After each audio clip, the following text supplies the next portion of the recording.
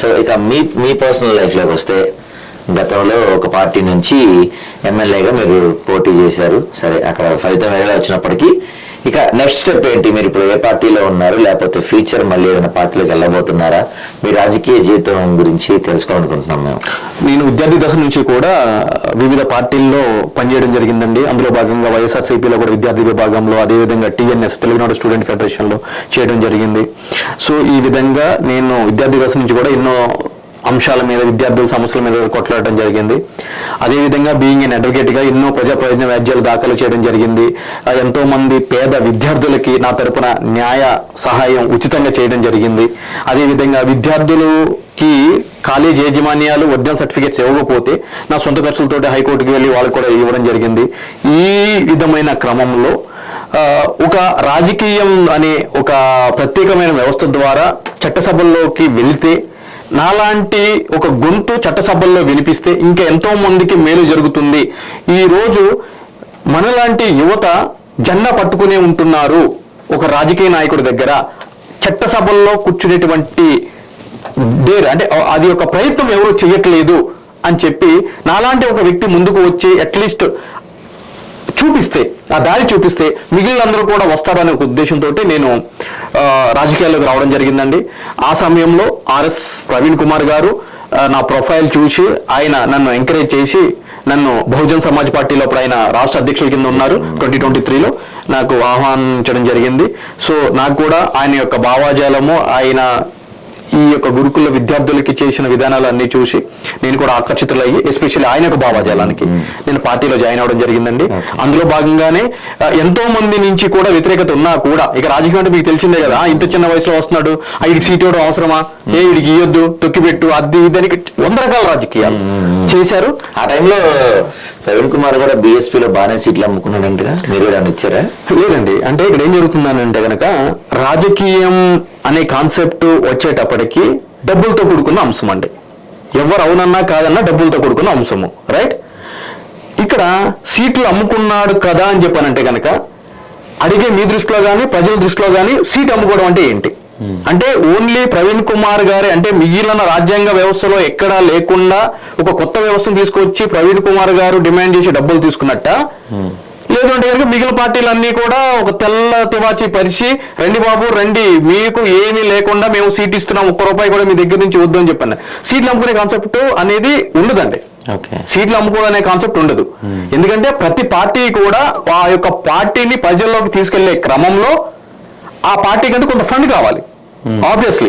So దానికి సంబంధించి ఒక అభ్యర్థి నియోజకవర్గంలోకి వెళ్తున్నప్పుడు ఆ పార్టీ కావాల్సిన జెండాలు కానీ, అదేవిధంగా మీకు ఇంకా ఆ ప్రచార సామాగ్రి కానీ ఏదన్నా ఉంటే గనక దానికి సంబంధించి కొంత మొత్తాన్ని అడగడం జరుగుతుంది. దానికి సంబంధించి మెటీరియల్ మనకి ఇస్తుంది పార్టీకి సంబంధించి. సో అటువంటి విధానాలే ఉంటాయి. ఆ విధంగానే ఉంటుంది తప్ప అమ్ముకోవడం అనే కాన్సెప్ట్ అయితే ఇక్కడ ఉండదు. అంటే ఇప్పుడు మీరు సపోజ్ ఉప్పల్ నుంచి కంటెస్ట్ చేశారు. అవునండి. ఉప్పల్ నుంచి బీఎస్పీలో మీతో పాటు ఇంకో 10 మంది పోటీలో ఉన్నారు అనుకోండి, ఎవరు ఎక్కువ డబ్బులు ఇస్తే వాళ్ళకే కదా సీటు. అంటే మీరు చాలా నీట్ గా చెప్పారు. ఏమని చెప్పారు? పార్టీకి మన జెండాలు లేకపోతే పబ్లిక్ మీటింగ్స్ జరగడానికి టీలు, కాఫీలు, వాటికి డబ్బులు అవసరం అవుతాయి, వాటికి తీసుకుంటారు అని చెప్పి చాలా నీట్ గా చెప్పారు. కానీ ఒక 10 మంది ఉన్న చోట ఎవరు ఎక్కువ కోట్ చేస్తే వాళ్ళకి సీట్ ఇచ్చే పరిస్థితులు చాలా పార్టీలో కనపడుతున్నాయి. ఎగ్జాక్ట్లీ, చాలా మంచి పాయింట్ అడిగారు మీరు. ఈ పాయింట్ అడగకముందు నేనేం చెప్పాను, ఎంతో మంది నా మీద రాజకీయం చేశారు, వీటికి సీట్ ఇవ్వద్దని చెప్పాను అన్నారు. ఇన్ఫాక్ట్ ఒక ప్రముఖ విద్యా సంస్థల అధిపతి కూడా బీఎస్పీ నుంచి కంటెస్ట్ చేయడానికి ఆర్ఎస్పీ గారి దగ్గరికి వెళ్ళాడు. ఉప్పల్ నుంచి కావాలని చెప్పాను. సో అదే విధంగా పార్టీలో ఉన్న కొంతమంది వ్యక్తులు కూడా ఈ సీటు ఇవ్వద్దు అని చెప్పి కూడా వెళ్ళడం జరిగింది. అసలు వీటికి ఏం సంబంధం లేని వ్యక్తులు కూడా ఇతనికి సీట్ ఇవ్వద్దు, ఇప్పుడుగానే నోరు ఇంత ఉంటుంది, సబ్జెక్ట్ ఇంట్లో ఉంటుంది, నువ్వు సీట్ ఇచ్చినట్టే కనుక ఇంకా ఆగడం అని చెప్పి అట్లా కూడా వెళ్ళడం జరిగింది. కానీ వాటిలన్నింటినీ పక్కన పెట్టి, అంటే నాతో ఒకవేళ అనుకుంటే డబ్బులు ఇచ్చారనుకుంటే, నాకంటే ఆ విద్యా సంస్థల అధిపతి కానీ వేరే వాళ్ళు కానీ ఇంకా ఎక్కువ పెట్టే పరిస్థితే ఉంది ఫైనాన్షియల్ గా నాకంటే. కానీ వాళ్ళకి ఎవరికి ఇవ్వలేదు కదండి, నాకే ఇచ్చారు కదా ఆయన. సో ఆ క్యాల్కులేషన్ బేస్ చేసుకున్నా కూడా ఒకవేళ నిజంగానే అట్లా డబ్బులు ఇచ్చి ఒక సీట్, అంటే ఫర్ ఎగ్జాంపుల్ నేను డబ్బులు ఇచ్చి ఆ సీటు కొనుక్కుని ఉంటే గనక ఇంత ఓపెన్ గా మాట్లాడతా. సుంక నరేష్ అంటే ఓపెన్, భయం లేదు ఏం లేదు, ఎందుకు భయపడాలి, ప్రతిదాన్ని ఓపెన్ గా మాట్లాడతా. డైరెక్ట్ నేను ఇప్పుడు దాకా ఎందుకు అప్పుడే చెప్పేటోండి, ఎలక్షన్ రిజల్ట్ అయిపోగానే నేను చెప్పేటోండి నా దగ్గర డబ్బులు తినేశారు, డబ్బులు దొబ్బేశారు, బయటకు వచ్చి నీతి మాటలు మాట్లాడతారని చెప్పాను. ఆ రోజు నుంచి ఈ రోజు వరకు ఎప్పుడైనా సరే ఒక మాట నేను మాట్లాడిన సందర్భం కానీ అంతేందుకు ఇప్పుడు కూడా మీడియా ముందు నేను చెప్తున్నాను కదా, డబ్బులు అనేది ఇవ్వలేదు అనే కాన్సెప్ట్ ఉండదండి, ప్రతి పార్టీలో కూడా ఉంటది. కాకపోతే ఇప్పుడు పెద్ద పెద్ద పార్టీలో అనుకోండి కోట్లలో ఉంటాయి, 50 కోట్లు 100 కోట్లలో ఉంటాయి. బిఎస్పీ అనేది చాలా చిన్న పార్టీ.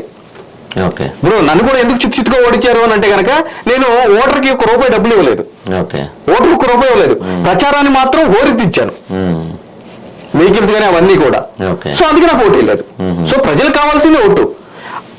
అమ్ముకునేది ఆర్ఎస్పీ కాదు, ఆర్ఎస్పీనో ఇంకో నాయకుడు కాదండి, ఓటర్ అమ్ముకుంటాడు, ఓటుని అమ్ముకుంటాడు, అది కావాలి, ఓటర్ అమ్ముకుంటాడు. సో అయితే ఇప్పుడు మీరు ఆర్ఎస్ ప్రవీణ్ కుమార్ పిలిచారని చెప్పి, సో నచ్చి ఏదైనా బిఎస్పీలోకి వెళ్ళానండి. వెళ్ళిన తర్వాత కంటెస్ట్ చేశాను, ఓడిపోయాను. ఓడిపోయిన తర్వాత ఆయన బిఎస్పీ నుంచి బయటకు రావడం జరిగింది. ఆ టైంలో మీరు ఆయన అడిగే ప్రయత్నం చేశారా, ఎందుకు సార్ మిమ్మల్ని నమ్మి, అంటే మీ గురుకులాలు కానీ లేకపోతే మీరు బీసీలు చేసింది కానీ నచ్చి మీ ఫాలోవర్ గా మేము వచ్చాము, మీరు ఇలా పార్టీ మారటం కరెక్ట్ కాదని నేను ప్రశ్నించే ప్రయత్నం చేశాను? ఆబ్వియస్లీ మంచి ప్రశ్న. అయితే ఆయన పార్టీ వీడదాం అనుకునే ముందు, ఆయన సడన్ డిసిషన్ కాదు, పార్టీ వీడదాం అనుకునే ముందు కూడా ఒక మీటింగ్ కాల్ఫర్ చేయడం జరిగింది. శ్రేయాభిలాషులతో కానీ పార్టీ కార్యకర్తలతో కానీ చేసినప్పుడు ఒపీనియన్ చెప్పండి అని చెప్పానన్నారు. అందులో భాగంగా కూడా నాకు కూడా అవకాశం ఇవ్వడం జరిగింది. ఆ సందర్భంగా కూడా నేను మాట్లాడడం జరిగింది. ఎందుకంటే కనుక ఇప్పుడు ఆయన కూడా ఎంత కాదనుకున్నా కొన్ని డబ్బులు ఖర్చు పెట్టుకున్నాడు, అక్కడి నుంచి సిర్పూర్ కాగజ్ నుంచి కంటెస్ట్ చేశాడు, ఎంతో మంది విద్యార్థులకి న్యాయం చేశాడు. కానీ అటువంటి వ్యక్తిని కూడా ఓడగొట్టారు. అల్టిమేట్ సారాంశం ఏంటి అంటే కనుక గెలిచేటువంటి అభ్యర్థితో సమానంగా కానీ అంతకు మించి ఎక్కువగా కానీ ఈయన డబ్బులు ఖర్చు పెట్టకపోవడం చేత, అది వాస్తవం, కెమెరా ముందు నేను చెప్తున్నాను. అంటే అన్ని చోట్ల అలా జరగలేదండి. ఇప్పుడు మరి ఏపీలో తీసుకుంటే పవన్ కళ్యాణ్ డబ్బులు ఖర్చు పెట్టకుండానే గెలవచ్చు అని చెప్పి చూపించాడు కదా ఈసారి. ఎగ్జాక్ట్లీ. ఆ పవన్ కళ్యాణ్ గారు అదే ఎలక్షన్స్ కి 65 రోజుల ముందు డబ్బు అనే కాన్సెప్ట్ అనేది లేకుండా రాజకీయం అనేది మనం చెయ్యలేము, ఈసారి దయచేసి అభ్యర్థులందరికీ నేను చెప్తున్నాను, డబ్బు ఖర్చు పెట్టము, ఫేమ్ తోటి గెలుస్తాము అని అనుకుంటే మాత్రము అది ఇక్కడ ఉపయోగపడదు, నేను క్లియర్ గా చెప్తున్నాను అని మీడియా ముందే చెప్పారు కదా ఆయన. చెప్పారు కదా మీడియా ముందే. ఆయన ఏం చెప్పారంటే అక్కడ గత ఎన్నికల్లో మీరు కనీసం మీ వెంట తిరిగే కార్యకర్తలకి టీలు భోజనాలు కూడా పెట్టించలేదు, ఈసారి అవన్నా చేయండి అని చెప్పారు. కానీ మద్యం లేకపోతే ఓటుకింత పంచమని ఎక్కడ పవన్ కళ్యాణ్? నేను అనలేదు అట్లా. పవన్ కళ్యాణ్ గారు మందు పంచమని అన్నారు, టీ డబ్బుల గురించి నేను మాట్లాడుతున్నాను, డబ్బుల గురించి. ఇక్కడ కూడా నేను ఏం చెప్తున్నాను అని అంటే కనుక ఇప్పుడు నేనున్నానండి, నాకు రోజు ఒక 100 నుంచి 150 మంది తిరిగేటోళ్ళు, వాళ్ళకి మార్నింగ్ టిఫిన్, మధ్యాహ్నం లంచ్, రాత్రి డిన్నర్ పెట్టేటోండి, మందు పెట్టలేదు. అదే విధంగా డబ్బులు ఇవ్వలేదు, ఓటుకి డబ్బులు పంచలేదు. ఓకేనా, నన్ను ఓడగొట్టారు కదా. అదే విధంగా ఇప్పుడు ఆర్ఎస్పీ గారు ఏం చేశారు, ఆయనకి ఏం చేశారు, రాష్ట్రం మొత్తం కూడా ఒక స్వేరో టీం అని చెప్పి ఉంటదండి, ఆ టీం తోటి అందరూ కలిసి పనిచేయండి అని చెప్పి చెప్పారు. అదే విధంగా ఎవరైతే అభిమాన సంఘాలు ఉంటాయో, ఆయన అభిమానించేటోళ్ళు ఉంటారో వాళ్ళందరూ రమ్మని చెప్పన్నారు. చెప్పినప్పుడు ఏం చేశారంటే ఇక్కడ ఎవరైతే గనక అక్కడికి వెళ్ళారో వాళ్ళకి ఉండటానికి కానీ లేదంటే కనుక వాళ్ళకి కావాల్సిన డైలీ నీడ్స్ కానీ అవి కానీ ఆయన ఏం చెప్పారంటే మీరు చూసుకోండి, నేను అంత పెట్టుకోలేను అని చెప్పారంటే. ఇప్పుడు నేను 10 మందిని తీసుకెళ్తానండి బ్రదర్, 10 మందిని తీసుకెళ్తాను. ఇప్పుడు 10 మందికి హోటల్ కావాలి కదా, 10 మంది ఉండాలి అంటే కనుక రూమ్ కి 3 వేసుకున్నా సరే 3 రూములు కావాలి. ఇప్పుడు ఎలక్షన్ టైము, హోటల్ ఎంత హీనమైన హోటల్ అయినా కూడా ఎలక్షన్ టైం కాబట్టి 3,000 రోజుకి చేస్తారు. ఒక 10 రోజులు అంటే కనుక 30,000 హోటల్ ఛార్జెస్ అవుతాయి.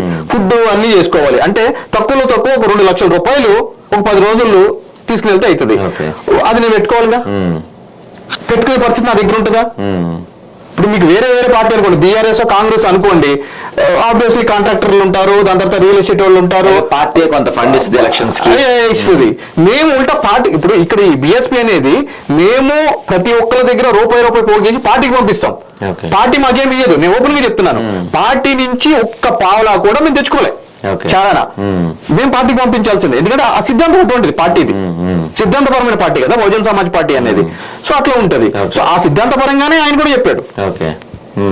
కానీ ప్రాక్టికాలిటీలో అది వర్కౌట్ అవుతుంది కదా, వర్కౌట్ అవుతుంది కదా. అయితే ఇక్కడ ఒక చిన్న క్వశ్చన్ అడుగుదాం అనుకుంటున్నాను మిమ్మల్ని. ఇప్పుడు మీరు ఏం చెప్తున్నారంటే దాదాపుగా ఎలక్షన్స్ అన్నాక డబ్బులు పంచాలి, మద్యం పంచాలి అని చెప్తున్నారు. అయితే ఇక్కడ మనం కొన్ని సీన్లు, కొన్ని ఎన్నికలు చూసుకుంటే ఇద్దరు క్యాండిడేట్స్ ఉన్నారు, ఇద్దరు 10,000 ఇచ్చారు, ఇద్దరు మంది ఇచ్చారు, కానీ ఒకడు ఓడిపోయాడు. మరి డబ్బులు పంచినా కూడా ఓడిపోయిన పరిస్థితి ఉంది కదా. ఎగ్జాక్ట్లీ. అయితే డబ్బులు ప్రేమ ఫేసి అంటే మొదటగా ఆ డబ్బు అనే కాన్సెప్ట్ ని ఫస్ట్ రౌండ్ కొట్టిన తర్వాత రెండో కాన్సెప్ట్ లో ఆ నిలబడిన వ్యక్తి ఏంటి అనేది చూడటం జరుగుతుందండి. అది పార్టీ కూడా కావచ్చు, అది పార్టీ ఫేస్ కావచ్చు, అంటే పార్టీ మొహం కావచ్చు, నిలబడిన వ్యక్తి మొహం కావచ్చు. Second aspect. ఓకేనా? మూడో ఆస్పెక్ట్ కంపారిజన్ స్టార్ట్ అవుతుందండి.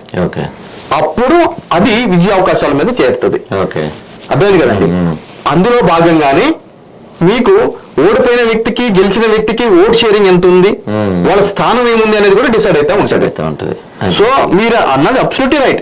డబ్బు కట్టే ప్రధానం కాదు, కానీ డబ్బు ప్రధానం కానీ ఒకటే కాదు, ఒకటే కాదు, మరి డబ్బు ప్రధానం. సరే, ఇప్పుడు మరి మా విషయాల్లో ఆ డబ్బే లేదని చెప్పి చెప్తున్నాను నేను. సరే, ఇప్పుడు మీరు ఇంతకీ బీఎస్పీలో ఉన్నారా, బయటకు వచ్చారా, ప్రవీణ్ కుమార్తో పాటు బీఆర్ఎస్ లోకి వెళ్ళారా, కాంగ్రెస్ లో వెళ్ళబోతున్నారా? ఎగ్జాక్ట్లీ. అయితే సార్ బయటకు వచ్చిన తర్వాత మీరు అడిగారు, మన డిస్కషన్ డిబేట్ అయింది. మేము అడిగాము సార్ ని, సరే ఎందుకు ఇలా చేస్తున్నారు అంటే కనుక అప్పుడు యాక్చువల్ గా మాయావతి గారు బీఆర్ఎస్ తో పొత్తు పెట్టుకోమని చెప్పడం జరిగింది. అందులో భాగంగానే ఆ పార్టీ తరపున రామ్జీ గారు అని చెప్పని Bahujan Samaj party MP, Rajya Sabha MP, ఆయన కూడా వచ్చి బీఆర్ఎస్ అంటే కేసీఆర్ గారితో వాళ్ళతో కలవడం జరిగింది. దాని తర్వాత కవిత గారు అరెస్ట్ జరిగిన తర్వాత ఈయన మాట్లాడడం జరిగింది ఈ పొత్తు అంటే ఆవిడ అరెస్ట్ గురించి. ఇమ్మీడియట్లీ మాయావతి గారు ఫోన్ చేసి పొత్తు వద్దు అని చెప్పడం జరిగింది. ఆబ్వియస్లీ ఇవన్నీ కూడా ఎందుకంటే ఆమె వేరే డైరెక్షన్ లో నడుస్తుంది అనే ఒక కాన్సెప్ట్ కూడా ప్రజల్లోకి వెళ్ళడం జరిగింది. వీటిలన్నీ బేరీజ్ వేసుకుని బేసికల్గా ఏం జరుగుతుందంటేనండి, పరిపూర్ణమైన రాజకీయ నాయకుడు అనుకోండి, కొద్దిగా అవమానాలు, హ్యూమిలేషన్స్ ఇవన్నీ పెద్ద పట్టించుకోడు కింద నుంచి. ఇప్పుడు ఒక ఐపీఎస్ కింద 24 సంవత్సరాలు చేసి ఒక చదువుకున్న వ్యక్తి, ఇటువంటి వ్యక్తులకి ఏం జరుగుతుంది అని అంటే కనుక కొద్దిగా ఆత్మాభిమానం అనేది దెబ్బతినడం జరుగుతుందండి. ఆబ్వియస్లీ అందులో భాగంగా ఆయన డెసిషన్ తీసుకోవడం జరిగింది. ఆబ్వియస్లీ నాకు ఎలాంటి ఇష్టం లేదు కాబట్టి బీఆర్ఎస్ లోకి నేను న్యూట్రల్ అయిపోయాను. నెక్స్ట్ ఏంటి చూద్దాం. అంటే ఇప్పుడు నాకు వెన్నెల ఫౌండేషన్ స్వచ్ఛంద సేవ సంస్థ ఉందండి, దాని ద్వారా సేవా కార్యక్రమాలు చేస్తున్నాను. మొన్న ఆగస్టు 15 అయింది. ఆగస్టు 15 రోజు కూడా హర్ ఘర్ తిరంగాలో భాగంగా ప్రభుత్వాలు ప్రతి ఒక్క ఇంటి మీద జెండా ఎగరేయాలని చెప్పాయి.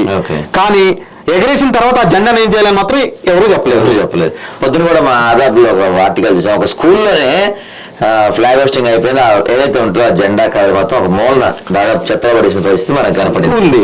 సో ఆబ్వియస్లీ నేను ఏం చేశాను, మా వెన్నెల ఫౌండేషన్ ద్వారా ప్రతి సంవత్సరం కూడా రాత్రి పారిశుద్ధ్య కార్మికులు చీపురు పట్టే కంటే ముందుగా నేను మా సభ్యులతో కలిసి రోడ్డు అంతా తిరుగుతూ కింద పడిన జెండాలన్నింటినీ గౌరవప్రదంగా సేకరించి వాటిని చట్ట ప్రకారము ఫ్లాగ్ కోడ్ ప్రకారం ఖననం చేయడం జరుగుతుంది. అంటే ఇటువంటి కార్యక్రమాలు కానీ, విద్యార్థులకు సర్టిఫికేట్లు ఇచ్చే కార్యక్రమాలు కానీ, ఉచిత న్యాయ సహాయ కేంద్రాలు కానీ, ఈ విధంగా నేను చేసుకుంటూ వెళ్తున్నాను. ఇంకా 4 సంవత్సరాల సమయం ఉంది కాబట్టి ఈ టైంలో అప్పటి పరిస్థితులను బట్టి ఏ పార్టీలోకి వెళ్తాము ఏంటి అనేది కూడా ప్రధానమైన ఇదండి. అప్పుడు బట్టి వీటికన్నిటికంటే ముందు ఎంత సొల్లు చెప్పినా, ఎన్ని సమాజ కార్యక్రమాలు చెప్పినా, ఎంత నాలెడ్జ్ ఉన్నా, ఎన్నిటి మీద స్పందించినా మళ్ళీ అల్టిమేట్ గా డబ్బు అనేది ప్రధానం కాబట్టి మన నెక్స్ట్ వచ్చే టైంకి 100 కోట్లు 200 కోట్లు సంపాదించుకుంటే నేను మళ్ళీ రేస్ లో ఉంటానండి. లేదంటే కనుక అన్ని సంపాదించే పనిలో ఉన్నారు. అయితే అదేనంటున్నాండి, అట్లా సంపాదిస్తే అదే ఇంకా మీరు సెంటెన్స్ కంప్లీట్ అవ్వలేదు. సంపాదిస్తే రేస్ లో ఉంటా, లేదు అని అంటే కనుక నా పని నేను చేసుకుంటా.